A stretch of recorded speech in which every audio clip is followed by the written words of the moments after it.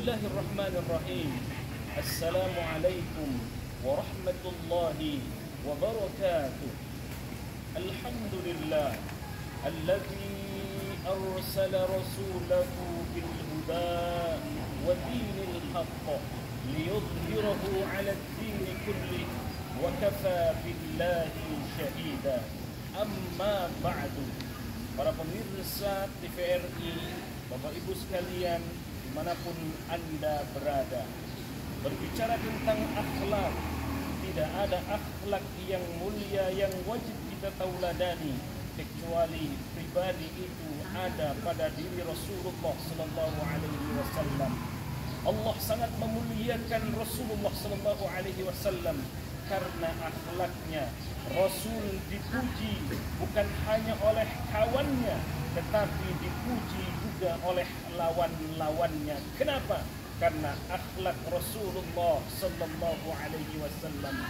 Kata Allah memuji Rasul sallallahu alaihi wasallam, di dalam pribadi Rasulullah terdapat suri tauladan yang baik. Kata Allah, a'udzu billahi minasy syaithanir rajim. Bismillahirrahmanirrahim. Laqad kana lakum fi Rasulillahi uswatun hasanah. Sungguh di dalam pribadi Rasulullah sallallahu alaihi wasallam terdapat suri tauladan yang baik. 14 abad yang lalu Rasulullah sallallahu alaihi wasallam mengingatkan kepada kita, kata baginda Nabi, innama bu'ithu liutamimma makarimal akhlaq. Satu di antara sekian banyak misi Rasulullah sallallahu alaihi wasallam, misinya hanya menyempurnakan akhlak manusia. Sesungguhnya aku diutus ke muka bumi ini, kata baginda Nabi, tidaklah aku diutus ke muka bumi ini melainkan untuk menyempurnakan akhlak-akhlak manusia. Pantas Allah subhanahu wa ta'ala memuji Rasulullah dengan mengatakan, wa innaka la'ala khuluqin 'azim. Sungguh Rasulullah sallallahu alaihi wasallam, di dalam pribadi Rasulullah sallallahu alaihi wasallam, engkau wahai Rasul, kata Allah subhanahu wa ta'ala, memiliki akhlak yang mulia. Setinggi apapun pangkat dan jabatannya, sekaya apapun kita, tanpa akhlak maka nol besar, tidak ada apa-apanya. Biarpun kita orang biasa, biarpun kita petani, biarpun kita sebagai driver atau apapun itu, tetapi kalau akhlaknya baik, maka insya Allah baik pula yang lainnya. Maka betapa banyak orang yang masuk Islam di zaman Rasulullah sallallahu alaihi wasallam. Dia masuk Islam karena pribadi akhlak Rasulullah sallallahu alaihi wasallam. Satu ketika Rasul sallallahu alaihi wasallam dari rumahnya menuju masjid, setiap berangkat ke masjid Rasulullah diludahi, dan setiap diludahi Rasul senyum, diludahi lagi senyum, dilempari kotoran Rasul senyum.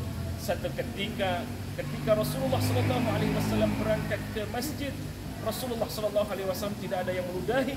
Lalu kata Rasul, kemana yang biasa langganan saya, yang biasa meludahi saya? Maka kata sahabat, oh dia sedang sakit wahai Rasul. Setelah Rasulullah sallallahu alaihi wasallam selesai salatnya, lalu Rasulullah bergegas ke rumahnya, meminta kepada istrinya untuk membawakan sesuatu, dan Rasulullah sallallahu alaihi wasallam menjenguk yang biasa orang yang meludahi Rasulullah sallallahu alaihi wasallam. Para pemirsa TVRI dimanapun Anda berada, karena itulah orang yang dijenguk Rasulullah, yang biasa langganan meludahi Rasulullah sallallahu alaihi wasallam, terketuk hatinya sehingga mengatakan, ya Rasul, teman-temanku saja, sejawatku saja tidak ada yang menengokku, tetapi engkau wahai Rasul yang biasa aku ludahi, tetapi engkaulah yang pertama kali menjengukku. Maka saksikan wahai Nabi, asyhadu an la ilaha illallah wa asyhadu anna Muhammadar Rasulullah, masuk Islam. Para pemirsa TVRI dimanapun Anda berada, Bapak Ibu sekalian yang dimuliakan Allah Subhanahu wa Ta'ala, di era sosial media saat ini, di era hoax tidak bisa terbendung saat ini, maka pribadi akhlak yang mulia dan uswah hasanah perlulah kita mencontoh seperti akhlak Rasulullah, uswah Rasulullah sallallahu alaihi wasallam. Di antara gencarnya banjir sosial media dengan penyebaran hoax yang begitu masifnya, maka sekali lagi kuncinya satu, akhlak, akhlakul karimah.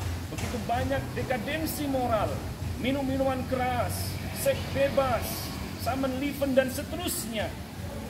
Kuncinya hanya satu, akhlak. Maka dengan akhlak insya Allah kita akan dimuliakan oleh Allah Subhanahu wa ta'ala. Maka dengan akhlak mampu menghapus semua kesalahan-kesalahan. Maka dengan akhlak mampu menjadikan kita menjadi pribadi yang baik, baik di mata Allah, di mata Rasulullah, dan di mata sesama manusia. Mudah-mudahan bermanfaat. Marilah kita jadikan akhlak sebagai perisai diri kita dan perisai bangsa kita. Insya Allah bangsa kita akan diberikan keberkahan, negara dijadikan negara yang baldatun thayyibatun wa rabbun ghafur. Wallahu a'lam bissawab. Wallahu al-muwafiq ila aqwamit thariq.